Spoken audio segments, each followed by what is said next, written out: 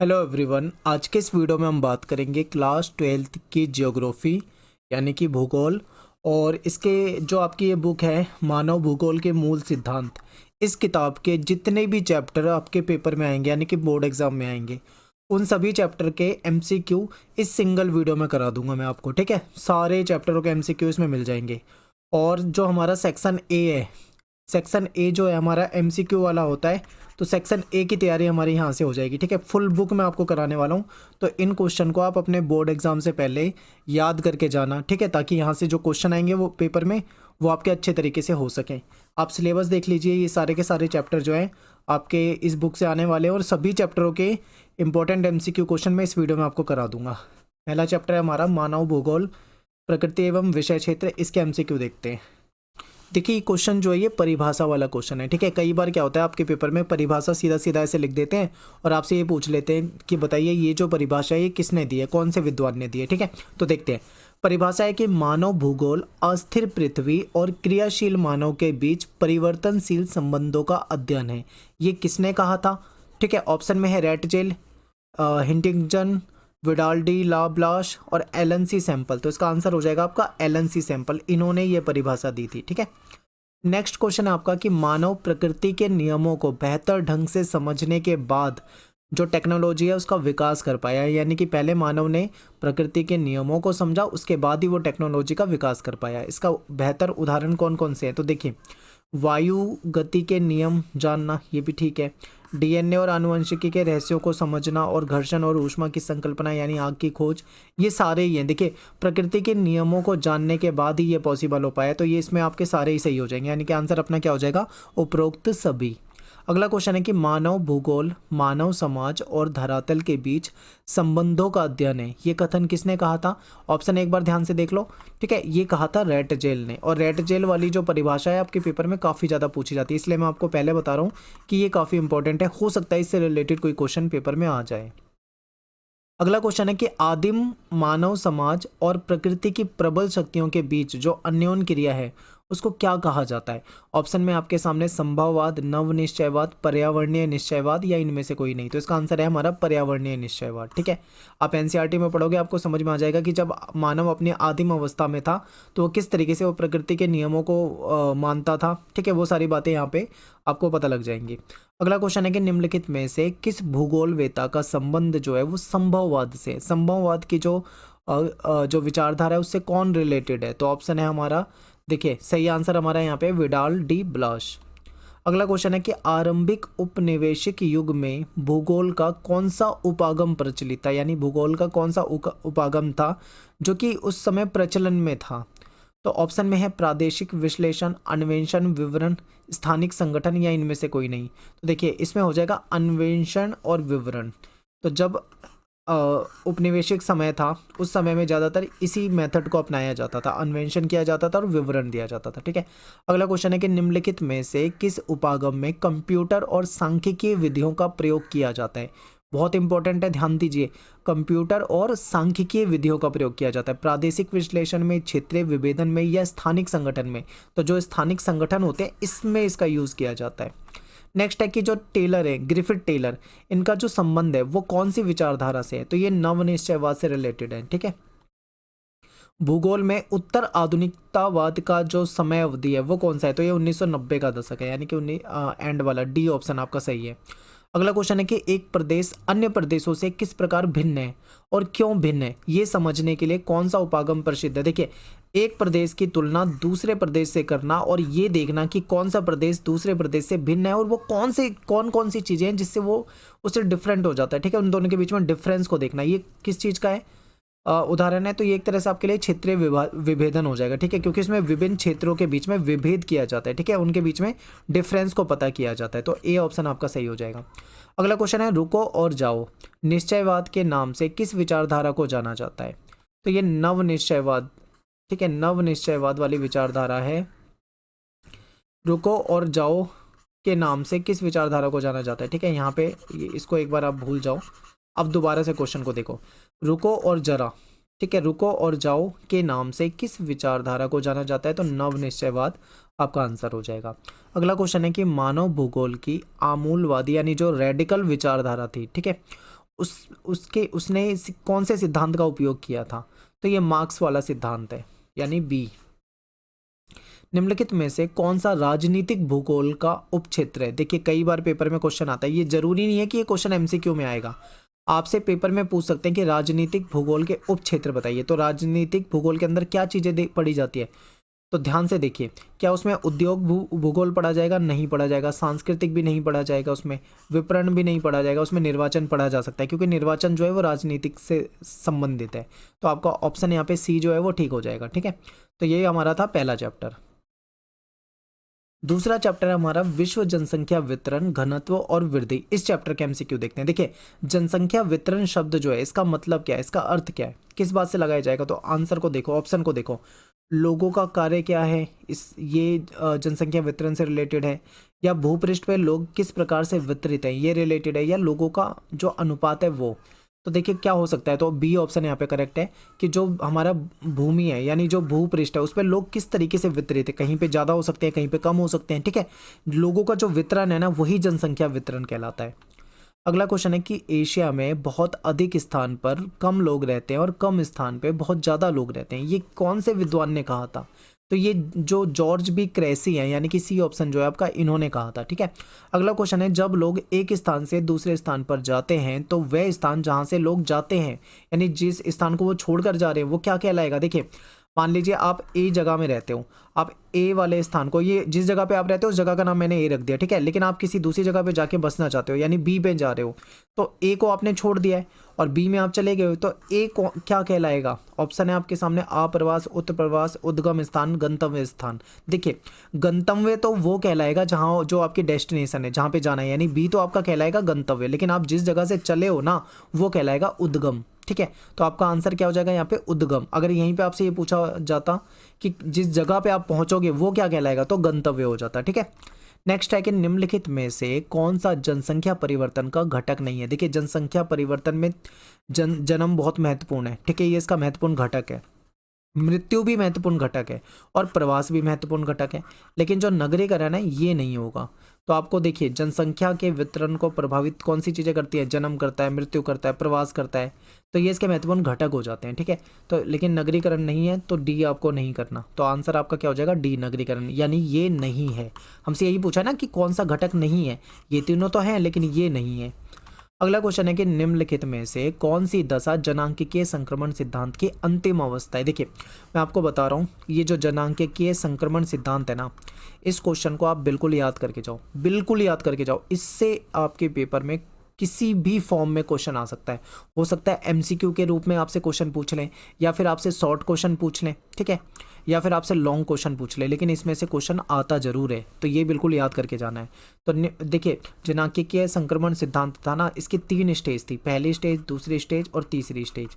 तो इसमें आपसे पूछी हुई है दूसरी अवस्था पूछी हुई है ना, देखिए नहीं सॉरी, इसमें अंतिम अवस्था पूछी है, यानी कि आपसे तीसरी अवस्था पूछी हुई है। तो तीसरी अवस्था में क्या होता है, आपको पता है कि जब तीसरी अवस्था है इसमें जनसंख्या जो है वो नगरीय हो जाती है, यानी कि ज़्यादातर लोग जो है वो नगरीय जनसंख्या में रहने लग जाते हैं। ठीक है, और उनको तकनीकी रूप से वहाँ पे विकास हो जाता है। तो आपका जो डी ऑप्शन है ये सही हो जाएगा। ध्यान रखिए अंतिम अवस्था पूछी है। अगला क्वेश्चन है कि निम्नलिखित में से कौन सा क्षेत्र विश्व में सघन आबाद क्षेत्रों का एक उदाहरण है? तो ये जो यूएसए वाला जो है उत्तर पूर्वी भाग, ये हो जाएगा। अगला क्वेश्चन है कि निम्न में से क्या जनसंख्या की वास्तविक वृद्धि को दर्शाता है? देखिए जनसंख्या की जो वास्तविक वृद्धि होती है ना, उसका एक फॉर्मूला होता है। उसमें क्या करा जाता है, जन्म देखे जाते हैं, कितने जन्म हुए, उसमें से मृत्यु को घटा दिया जाता है। फिर क्या किया जाता है, जो जितने भी आप्रवास हैं उसको देखा जाता है, और उसमें से जितने भी उत्प्रवास हैं उसको घटा दिया जाता है। तो इस तरीके से इसका वास्तविक वृद्धि का फॉर्मूला बन जाता है। तो बी ऑप्शन जो है हमारे यहाँ पे ठीक हो जाएगा। अगला क्वेश्चन है कि अशोधित जन्म दर को डैश द्वारा व्यक्त किया जाता है? इसमें देखा जाता है कि प्रति 1000 स्त्रियों में जो बच्चों को उन्होंने जन्म दिया है, ठीक है, प्रति 1000 स्त्रियों ने जो बच्चों को जन्म दिया उसमें से जीवित कितने बच्चे बच गए हैं? जो भी जीवित हैं, यानी कि 1000, मान लो 1000 स्त्री है, उन्होंने मान लो जितने भी बच्चों को जन्म दिया, ठीक है, हो सकते हैं जितने भी, उसमें से कितने जीवित हैं, इसको देखा जाता है, इसी को कहा जाता है अशोधित जन्म दर। तो ए ऑप्शन हमारे यहाँ पे क्या है, सही है। निम्नलिखित में से कौन सा लक्षण जनांकीय संक्रमण सिद्धांत का द्वितीय अवस्था, मैंने बताया था ना 3 स्टेज थी, पहली, दूसरी, तीसरी, अभी तो अंतिम वाला हमने देखा था, अब सेकंड वाला पूछ लिया। सेकंड में क्या होता है, देखिए सेकंड में क्या होता है कि जो यहाँ पे स्वास्थ्य की जो सेवाएं हैं, ठीक है, हेल्थ जो सेक्टर है वो ठीक हो जाता है, यानी धीरे धीरे विकास कर रहे होते हैं। तो सी यहाँ पे आपका सही हो जाएगा। थॉमस मॉल्थस, इन्होंने जो सिद्धांत दिया था उसमें क्या कहा था, तो इन्होंने, इनका जो सिद्धांत था वो ये कह रहे थे कि जो जनसंख्या है ना हमारी, यानी कि जो लोगों की संख्या है वो इतनी तेज़ी से बढ़ेगी कि जो खाने पीने की चीज़ें हैं वो कम होती जाएंगी, यानी कि लोगों की संख्या खाद्य आपूर्ति की अपेक्षा बढ़ेगी, यानी कि जो खाद्यान्न है, जो खाने पीने की चीज़ें हैं वो, और दूसरी तरफ जनसंख्या, तो हमेशा जनसंख्या ही ऊपर बढ़ेगी, ठीक है, ये नहीं बढ़ेगा, यानी खाद्यान्न नहीं बढ़ेगा। तो बी ऑप्शन यहाँ पे आपका सही हो जाएगा। नेक्स्ट चैप्टर है हमारा मानव विकास, इसके एमसीक्यू देख लेते हैं। देखिए मानव विकास का क्या अर्थ होता है, आर्थिक सुधार या सामाजिक सुधार या गुणवत्ता में सुधार या इनमें से कोई नहीं। देखिए जहाँ पे भी विकास की बात आ जाए ना तो ये क्वालिटी से रिलेटेड होता है, यानी गुणवत्ता से संबंधित होता है। तो आपका ऑप्शन यहाँ पे सी जो है वो ठीक है। अगला क्वेश्चन है कि निम्न में से कौन सा मानव विकास का स्तंभ नहीं है। देखिए यहाँ पे क्या पूछा है, कई बार पेपर में ना जल्दीबाजी में गलती हो जाती है। मानव विकास के स्तंभ नहीं है, इस वर्ड पे ज़्यादा ध्यान दिया करो, कौन सा नहीं है। तो समता जो है ये मानव विकास का महत्वपूर्ण स्तंभ है, सतत पोषणीयता भी इसका महत्वपूर्ण स्तंभ है, उत्पादकता भी इसका महत्वपूर्ण स्तंभ है। लेकिन यहाँ पे हमसे ये नहीं पूछा, हमसे पूछा है कि कौन सा नहीं है। तो व्यापारीकरण जो है वो इसका महत्वपूर्ण स्तंभ नहीं है, बिल्कुल याद करके जाना है और पेपर में आ सकता है, ठीक है। अगला क्वेश्चन है कि अपने विकल्पों को चुनने की शक्ति का विचार करना डैश कहलाता है। तो ये क्या कहलाएगा, तो ऑप्शन देखिए, आत्मविश्वास, उत्पादकता, सशक्तिकरण या संसाधन। तो ये एक तरह से संसाधन तक पहुंच, ठीक है, ये चार ऑप्शन दे रखे हैं, यानी आत्मविश्वास, उत्पादकता, सशक्तिकरण और संसाधनों तक पहुंच। तो ये सशक्तिकरण होता है। सशक्तिकरण का मतलब क्या होता है कि हमें जो विकल्प है उसको चुनने की शक्ति, हम कितने सशक्त हैं, कितने मजबूत हैं, ठीक है। नेक्स्ट है कि निम्नलिखित में से किस विद्वान का संबंध मानव विकास सूचकांक से है। तो जो डॉक्टर महबूब उल हक है, यानी कि सी ऑप्शन जो है ये है। अगला क्वेश्चन है कि निम्नलिखित में से कौन सी विशेषता मानव विकास के निम्न स्तरों वाले देशों में नहीं होती। देखिए जहाँ पे मानव विकास का जो स्तर होता है, जो निम्न स्तर वाले देश होते हैं वहाँ पे क्या चीज़ें होती हैं। देखिए जो निम्न स्तर वाले देश हैं वहाँ पे राजनीतिक उपद्रव होगा, तभी तो वहाँ पे मानव विकास तेजी से नहीं बढ़ पाया। वहाँ पे सामाजिक अस्थिरता देखने को मिलेगी, वहाँ पे अकाल और बीमारियाँ देखने को मिलेंगी, ठीक है, वहाँ पे ये सब चीज़ें देखने को मिलेगी। लेकिन आपसे ये पूछा हुआ है कि निम्न स्तर वालों देशों में कौन सी मतलब चीज़ें नहीं है, तो जो बी ऑप्शन है ये नहीं मिलेगी आपको। सामाजिक खंडों में अधिक निवेश, ऐसा नहीं मिलेगा आपको, इसके अलावा ये तीनों मिल जाएगा। तो आप, हमारा आंसर यहाँ पे क्या हो जाएगा, बी। नेक्स्ट है निम्नलिखित में से कौन सा कथन वृद्धि के संदर्भ में सत्य है। वृद्धि, तो देखिए वृद्धि जो होता है इसके लिए हम धनात्मक यानी पॉजिटिव और ऋणात्मक यानी कि नेगेटिव दोनों तरह के यहाँ पे चिन्ह हो सकते हैं, ठीक है। फिर क्या है, इसका चिन्ह केवल धनात्मक होगा यानी वृद्धि जो है वो केवल पॉजिटिव होगी, या फिर इसका चिन्ह केवल ऋणात्मक होगा यानी वृद्धि केवल नेगेटिव होगी, नकारात्मक होगी। तो देखिए इसका सही आंसर है ये पॉजिटिव भी हो सकता है, नेगेटिव भी हो सकता है। एग्जाम्पल दूं मैं आपको यहाँ पे जनसंख्या वृद्धि का, सबसे अच्छा एग्जाम्पल है जनसंख्या वृद्धि का। तो जनसंख्या वृद्धि जो है, अगर जनसंख्या बढ़ रही है तो वो भी वृद्धि कहलाएगी, जनसंख्या घट रही है तो वो भी वृद्धि कहलाएगी। लेकिन यहाँ पे अंतर क्या रहेगा दोनों वृद्धियों में, एक ऋणात्मक वृद्धि होगी और एक धनात्मक वृद्धि होगी, यानी कि यहाँ पे प्लस और ये क्या कहते हैं ऋणात्मक और धनात्मक और ऋणात्मक दोनों हो सकता है, ठीक है, ए आंसर हमारा है। अगला है कि निम्नलिखित में से कौन सा उपागम मानव विकास के सबसे पुराने उपागम में से। देखिए आय उपागम जो है ये सबसे पुराना उपागम है, यानी पहले से मानव विकास को कैसे देखा जाता था, हमेशा से किसी की आय से जोड़ के देखा जाता था, ठीक है, ये सबसे पुराना उपागम है। अंतर्राष्ट्रीय जो श्रम संगठन है, ठीक है, ILO, इसके द्वारा कौन सा उपागम प्रस्तावित किया गया था। तो जो आधारभूत आवश्यकता वाला उपागम है ये इनके द्वारा प्रस्तावित किया गया था, ठीक है। नेक्स्ट है मानव विकास के एक उपागम क्षमता उपागम का संबंध किस विद्वान से है। तो अमर्त्य सेन जो है ये विद्वान जो है इनका जो संबंध है वो क्षमता उपागम से है, ठीक है। नेक्स्ट है कि निम्नलिखित में से कौन सा देश मानव विकास सूचकांक में सबसे ऊपर है यानी सर्वोच्च है, सबसे ऊपर। तो नॉर्वे रहता है ज़्यादातर हमेशा, ठीक है। तो यहाँ पे जो ऑप्शन है यहाँ पे नॉर्वे दिखेगा आपको। नेक्स्ट है कि क्षमता उपागम किस क्षेत्र से संबंधित है। तो संसाधनों तक जो पहुँच है इससे संबंधित है, ठीक है। अगला चैप्टर है प्राथमिक क्रियाएं। इसमें से क्या इंपॉर्टेंट एमसीक्यू बनते हैं इसको देखते हैं। देखिए, निम्नलिखित में से क्या प्राथमिक क्रियाओं से संबंधित है। देखिए, आखेट जो है आपको पता है ये प्राथमिक क्रिया है, पशुचारण जो है ये भी प्राथमिक क्रिया में आता है, कृषि जो है वो भी प्राथमिक क्रिया में आता है, लेकिन जो विनिर्माण होता है यानी कि जो मैन्युफैक्चरिंग होती है ये आपका प्राथमिक क्रिया में नहीं आता है। ठीक है, तो अपना आंसर क्या हो जाएगा, ए और बी, यानी कि ए बी दोनों, यानी कि डी ऑप्शन अपना क्या है यहाँ पे सही है। ठीक है, अगला क्वेश्चन है कि प्राथमिक क्रियाएं प्रत्यक्ष रूप से निम्नलिखित में से किस पर निर्भर होती हैं। तो ऑप्शन है यहाँ पे उद्योग पे निर्भर होती है, परिवहन पे, श्रमिक पे या पर्यावरण पे। तो देखिए ये पूरी तरीके से पर्यावरण पे निर्भर होती है, चाहे कृषि हो वो भी पर्यावरण पे निर्भर है, आखेट भी पर्यावरण पे निर्भर है। ठीक है, पशुचालन, पशुपालन ये सब इसी में आ जाता है। और अगला क्वेश्चन है कि निम्नलिखित में से जेपोटा वृक्ष के दूध से क्या बनाया जाता है। तो देखिए इससे ना च्युइंगम वगैरह आपने खाई होगी तो वो बनाई जाती है। ठीक है, जिसको चिकल कहा जाता है। नेक्स्ट है कि निम्नलिखित में से कौन सा देश पुष्प उत्पादन में विशिष्टीकरण रखता है, यानी कि अ, फूलों की खेती होती है यहाँ पे जिसमें वो बेहतरीन है सबसे। तो इसका आंसर हो जाएगा नीदरलैंड। ठीक है, अगला क्वेश्चन है निम्न में से किस देश में वाणिज्य पशुधन पालन नहीं किया जाता है। तो कनाडा, दो देखो कनाडा जो है ना यहाँ पे नहीं होता, न्यूजीलैंड जो है यहाँ पे होता है पशुपालन, यूएसए में होता है, अर्जेंटीना में होता है, कनाडा में नहीं किया जाता है, यानी कि वाणिज्यिक जो पशुधन है यहाँ पे इसका पालन नहीं किया जाता। ठीक है, अगला क्वेश्चन है कि आदिकालीन निर्वाह कृषि निम्न में से किन क्षेत्रों में की जाती है। तो ये उष्णकटिबंधीय जो क्षेत्र होते हैं यहाँ पर करी जाती है। निम्नलिखित में से किस प्रकार की कृषि में क्षेत्रों की वनस्पति को जला दिया जाता है। तो जो स्थानांतरणशील कृषि जो है इसको हम झूम खेती भी कहते हैं। ठीक है, कर्तन दहन खेती भी कहा जाता है इसको। तो इस जो ये खेती का टाइप है इसमें क्या किया जाता है, जो ज़मीन होती है उसमें इनके पास बहुत सारी अलग अलग तरह की ज़मीन है। ठीक है, तो एक ज़मीन में खेती कर रहे हैं तो बाकी को परती छोड़ देते हैं, बाद में उसमें जो जंगल वगैरह उग जाता है उसको जला देते हैं, उसकी राख से उसको उर्वरक बनाते हैं। ठीक है, ये प्रोसेस किया जाता है। तो अपना आंसर यहाँ पे सी हो जाएगा। अगला क्वेश्चन है कि भारत का जो नॉर्थ ईस्ट है यानी कि जो उत्तर पूर्व के राज्य हैं यहाँ पे इस कृषि को कौन से नाम से जानते हैं। तो इसको झूमिंग कहा जाता है। ठीक है, झूम खेती के नाम से जानते हैं, झूमिंग। और मध्य अमेरिका और मैक्सिको में भी ये खेती होती है, वहाँ पे इसको किस नाम से जाना जाता है। तो वहाँ पे इसको मिल्पा कहा जाता है। नाम याद रखना, ये आ सकता है पेपर में।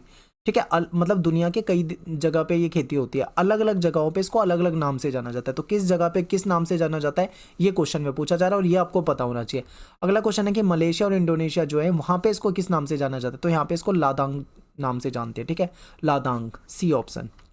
निम्न में से किसने विश्व के अनेक भागों में रोपण कृषि की शुरुआत की थी। देखिए जो यूरोपियन थे ना, इन्होंने करी थी शुरुआत। और निम्नलिखित में से किस प्रकार की कृषि में खट्टे जो फल होते हैं उसकी खेती की जाती है। तो ये जो भूमध्य सागरीय कृषि है इसमें खट्टे फल वो करते हैं उसकी खेती की जाती है। ठीक है, खासकर अंगूर वगैरह जैसे फल की। निम्न देशों में से किस देश में सहकारी कृषि को सबसे अधिक सफलता मिली है।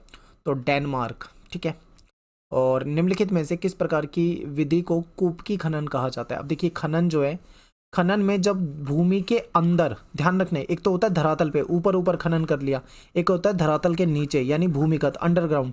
जब जमीन के बहुत अंदर जाके खनन किया जाता है तो उसको भूमिगत खनन या फिर इसको कूपकी खनन कहा जाता है। ठीक है, तो ऑप्शन क्या हो जाएगा अपना यहाँ पे, बी ऑप्शन सही हो जाएगा। चैप्टर 5 है हमारा द्वितीयक क्रियाएं। इसके क्या एमसीक्यू इंपॉर्टेंट बन सकते हैं इसको देख लेते हैं। क्वेश्चन है कि विनिर्माण यानी कि जो मैन्युफैक्चरिंग होती है वो निम्न में से किससे संबंधित है। ऑप्शन में है प्राथमिक क्रियाकलाप, द्वितीयक, तृतीयक या फिर पंचम। तो देखिए जो मैन्युफैक्चरिंग होती है यानी कि जो विनिर्माण होता है, उद्योग होता है, ये हमारा द्वितीयक क्रियाकलाप होता है। ठीक है, इंपॉर्टेंट है, याद रखना, द्वितीयक क्रियाकलाप। द्वितीयक क्रियाकलाप में क्या होगा हमारा कि जो हमारे जो प्राथमिक क्रियाकलाप से जो हमको कच्चा माल मिलता है उन्हीं चीज़ों को हम मशीनों के जरिए या फिर किसी अन्य यांत्रिक ऊर्जा का प्रयोग करके हम उसको एक बने हुए प्रोडक्ट के रूप में ले आते हैं और उसको मार्केट में बेचते हैं, लाभ कमाते हैं। तो वो सब द्वितीयक क्रियाकलाप में विनिर्माण के अंतर्गत आ जाएगा। ठीक है, अगला क्वेश्चन है कि जंग का कटोरा, जो जंग का कटोरा है इस नाम से कौन सा क्षेत्र जो है वो प्रसिद्ध है। तो हमारा आंसर हो जाएगा पिट्सबर्ग। ठीक है, पिट्सबर्ग कहा जाता है इसको। अगला क्वेश्चन है कि वे उद्योग जो व्यापक विविधता वाले स्थानों में स्थित होते हैं और प्रदूषण नहीं फैलाते, ये कौन से उद्योग होते हैं? अब आप सोचिए कि कौन सा ऐसा उद्योग हो सकता है जो व्यापक विविधता वाले क्षेत्र में होता है और ये प्रदूषण नहीं फैलाता। तो ये स्वच्छंद उद्योग होते हैं। इसमें क्या होता है, इसमें ज़्यादातर ना पहले से बनी हुई चीज़ होती है, पुर्जे वगैरह, उससे चीज़ों को असेंबल किया जाता है। ठीक है, यानी कि पहले से पेच वगैरह पुर्जे वगैरह बनाए हुए मिलते हैं, बस उनको असेंबल कर दिया जाता है। तो ये आपका आ जाता है स्वच्छंद उद्योग में। ठीक है, अगला है कि निम्नलिखित में से कौन सी निर्माण की सबसे छोटी इकाई है? देखिए, जो कुटीर उद्योग होता है ना, वो निर्माण की सबसे छोटी इकाई होती है, क्योंकि ये जो उद्योग है ये हम अपने घर से शुरू कर सकते हैं। ठीक है, कुटीर उद्योग में क्या होता है, हमारी फैमिली मेम्बर ही मिलकर काम कर सकते हैं, हम अपने घर से इसको शुरू कर सकते हैं। इसमें जो कच्चा माल है वो लोकल लेवल पे यानी स्थानीय स्तर पे मिल जाएगा। ठीक है, जैसे कि घर पे मान लीजिए अचार बनाना हो गया या लिफाफे बनाना हो गया। ठीक है, ऐसे छोटे मोटे जो काम है, मोमबत्ती वगैरह बनाना, ये सब कुटीर उद्योग में आ जाता है। तो ये सबसे छोटी इकाई होती है। अगला क्वेश्चन है कि निम्न में से कौन सी अर्थव्यवस्था में उत्पादन का स्वामित्व व्यक्तिगत होता है? तो व्यक्तिगत की बात आ जाए, जहां पे निजी स्वामित्व की बात आ जाए, तो वो पूंजीवाद होता है। ठीक है, यानी कि ए ऑप्शन अपना यहाँ पे करेक्ट हो जाएगा। अगला क्वेश्चन है कि भारत और चीन जैसे देश में अपनी जनसंख्या को ज्यादा से ज्यादा रोजगार उपलब्ध करवाने के लिए किस प्रकार के उद्योगों का विकास किया गया है? तो इसे बोलते हैं छोटे पैमाने के उद्योग। ठीक है, क्योंकि छोटे पैमाने के उद्योग जो होते हैं ये भारत और चीन जैसे यानी बड़ी आबादी वाले देशों में काफी कामयाब है। अगला क्वेश्चन है कि किस प्रकार के उद्योगों में प्राकृतिक रूप से पाए जाने वाले रासायनिक खनिजों का उपयोग होता है? तो जो रसायन आधारित उद्योग होते हैं, सी ऑप्शन इनमें होता है। ठीक है, रूहर जो कोयला क्षेत्र है, ये जो बहुत फेमस क्षेत्र है, ये कहाँ से रिलेटेड है, कौन से देश से रिलेटेड है? तो ये जर्मनी से संबंधित है, यानी कि ऑप्शन डी अपना ठीक है। हाथीदांत उद्योग जो है वो किस प्रकार के उद्योग का उदाहरण है? तो ये पशु आधारित, क्योंकि पशुओं से ही मिलता है, तो पशु आधारित उद्योग हो जाएगा। निम्न में से कौन से श्रमिकों का प्रकार अधिक दक्ष और उच्च होता है? तो इसमें व्हाइट कॉलर हो जाएगा। ठीक है, क्रियाकलाप, इसमें से क्या एमसीक्यू बनेंगे? देखिए, क्वेश्चन है कि निम्न में से कौन सा पंचम क्रियाकलापों से संबंधित है? तो देखिए, जो परामर्शदाता होता है ना, जो काउंसलर वगैरह होते हैं, ये किस में आते हैं? पंचम क्रियाकलाप में आ जाते हैं। वैश्विक संचार तंत्र में क्रांति किसके द्वारा लाई गई है? टीवी के आने से क्रांति आई है, मोबाइल के आने से आई है, या इंटरनेट के आने से आई है? इनमें से कोई नहीं। तो आप सभी जानते हैं कि इंटरनेट जैसे ही आया है वैसे ही पूरी दुनिया में क्रांति आ गई है। ठीक है, संचार के क्षेत्र में। नेक्स्ट है कि विश्व का सबसे बड़ा तृतीय क्रियाकलाप क्या है? तो पर्यटन जो है दुनिया में सबसे बड़ा, अगर हम तृतीय क्रियाकलाप देखें तो ये पर्यटन है, यानी कि टूरिज्म। ठीक है, टूरिज्म से दुनिया भर की अर्थव्यवस्था को काफ़ी लाभ हुआ है। वे कार्य जिनमें उच्च परिणाम और उच्च स्तर वाले अन्वेषण सम्मिलित होते हैं वो क्या कहलाते हैं? तो चतुर्थक क्रियाकलाप जो होते हैं इसमें आता है अन्वेषण वगैरह। ठीक है, जो भी उच्च परिणाम वाले कार्य होते हैं ये सब चतुर्थ क्रियाकलाप में आ जाते हैं। अगला क्वेश्चन है कि तृतीय क्रियाकलाप में मूर्त वस्तु यानी जो दिखने वाली चीजें होती हैं, ठीक है, फिजिकली जो चीज ली दी जा सकती है वो, उसके अलावा, ठीक है, इसके उत्पादन के अलावा और क्या सम्मिलित है? तो इसमें सेवा भी सम्मिलित है। ठीक है, सेवा यानी कि जो सर्विसेज होती हैं। तो आंसर ए हो जाएगा। अगला क्वेश्चन है कि विकसित अर्थव्यवस्था में बहुसंख्यक श्रमिक जो होते हैं वो किस क्रियाकलाप में रोजगार पाते हैं? तो अगर हम देखें, दो तरह की अर्थव्यवस्था होती है दुनिया में। एक होती है विकासशील, जैसे कि भारत हो गया, ये विकासशील में आ जाता है। और एक होती है विकसित, जैसे कि इसमें आ जाता है जापान जैसे देश हो गए, ठीक है, यूएसए जैसे देश हो गए, ये विकसित है। तो जो भारत जैसे विकासशील देश होते हैं, यहाँ की जो ज़्यादातर जो जनसंख्या होती है वो या तो प्राथमिक क्रियाकलाप करेगी, यानी कि खेती हो गई, पशुपालन हो गया, ठीक है, इन सब कामों में होता है, या फिर द्वितीय क्रियाकलाप में हो जाते हैं, यानी कि मैन्युफैक्चरिंग में ये होता है। लेकिन जो विकसित देश होते हैं ना, उनके ज्यादातर जो उनकी जनसंख्या होती है वो होती है तृतीय क्रियाकलाप में। ठीक है, ऐसा नहीं है कि वहां पे प्राथमिक और द्वितीय क्रियाकलाप होते ही नहीं है, वहां पे होते हैं, लेकिन वहां की जनसंख्या इन कामों में कम लगी होती है, ज्यादातर काम जो है वो तृतीय करते हैं। तो यहाँ पे आंसर क्या हो जाएगा अपना ए। अगला क्वेश्चन है कि चतुर्थक क्रियाकलाप केंद्रित होते हैं किस चीज पे होते हैं? तो देखिए, अनुसंधान और विकास पे ही केंद्रित होते हैं। परिवहन की मांग निम्न में से किससे प्रभावित होती है? ऑप्शन ध्यान से देखो, ठीक है, जनसंख्या के आकार से।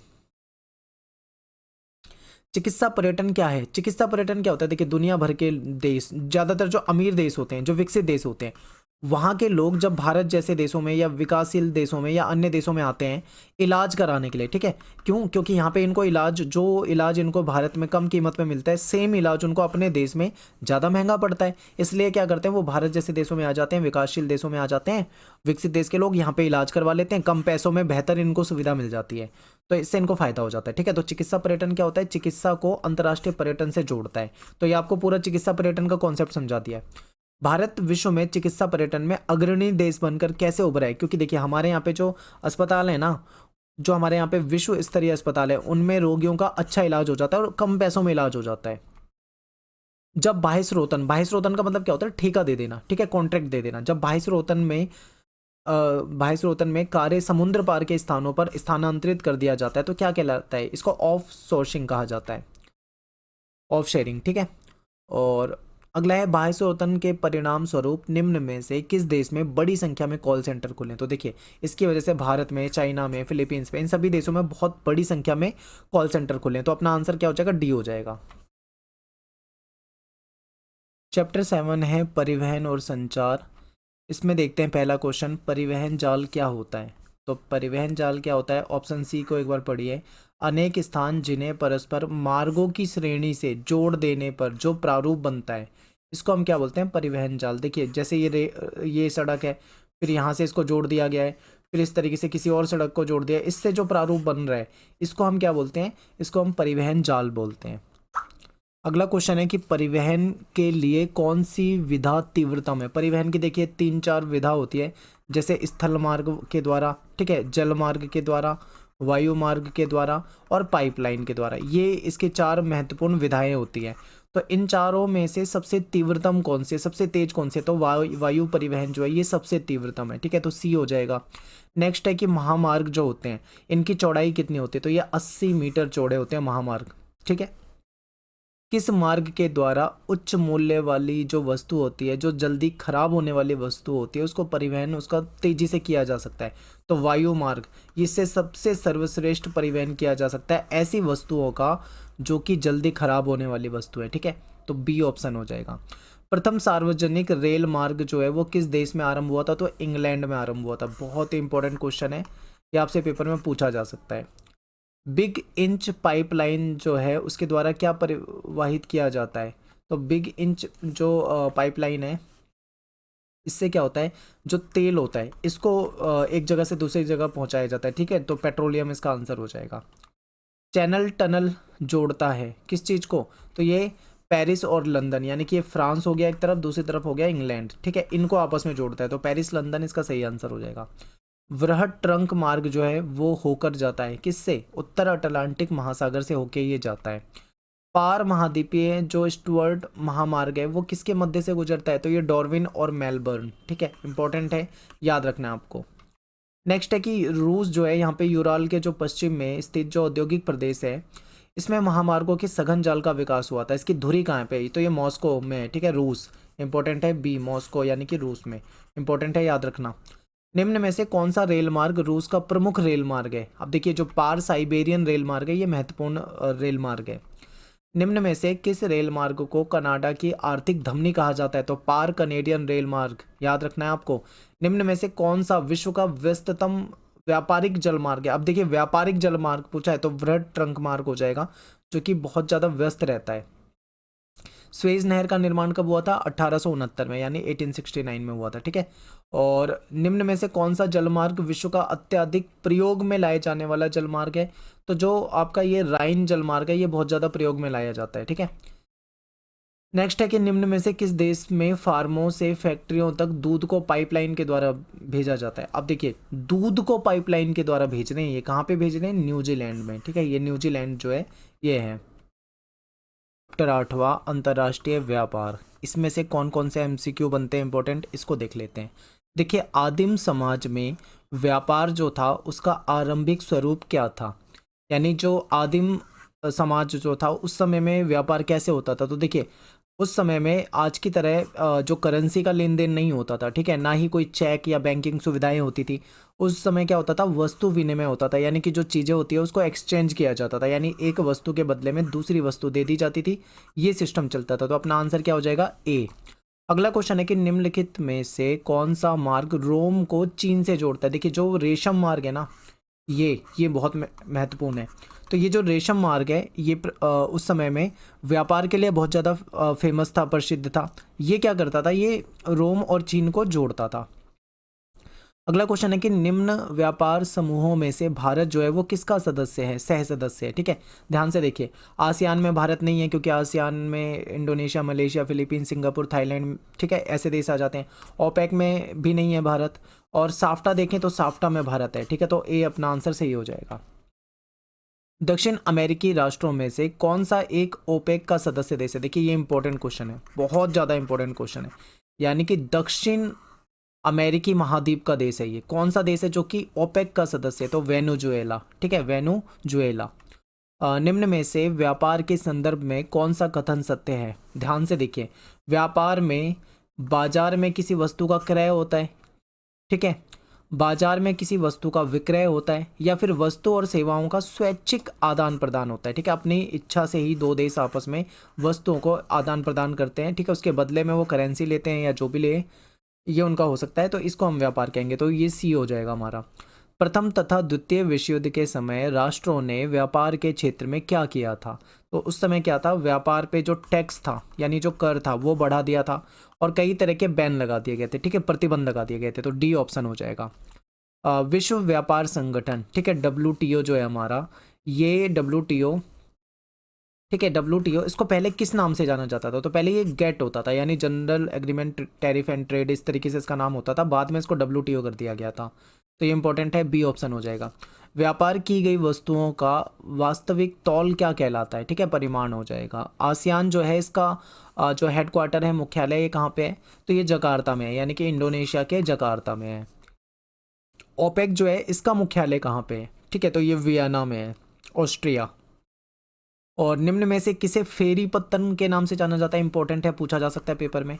ठीक है, तो ये जो हमारे पैकेट स्टेशन होते हैं इसको फेरी पत्तन के नाम से भी जाना जाता है। ठीक है, निम्नलिखित में से किसे अंतर्राष्ट्रीय व्यापार के लिए प्रवेश द्वार कहा जाता है? बहुत इंपॉर्टेंट क्वेश्चन है, पेपर में कई बार रिपीट हुआ क्वेश्चन है, इससे मैं मोस्ट इंपॉर्टेंट क्वेश्चन कह रहा हूँ, आप इसको याद करके जाना। ठीक है, देखिए क्वेश्चन क्या है कि निम्नलिखित में से किसे अंतर्राष्ट्रीय व्यापार यानी जो इंटरनेशनल ट्रेड होता है उसमें उसको प्रवेश द्वार कहा जाता है? ठीक है, तो ये किसको कहा जाता है? पत्तन को कहा जाता है, क्योंकि समुद्री मार्गों से ही व्यापार होता है, और पत्तन का क्या महत्व होता है आप अच्छे से जानते हैं। तो बी ऑप्शन हो जाएगा।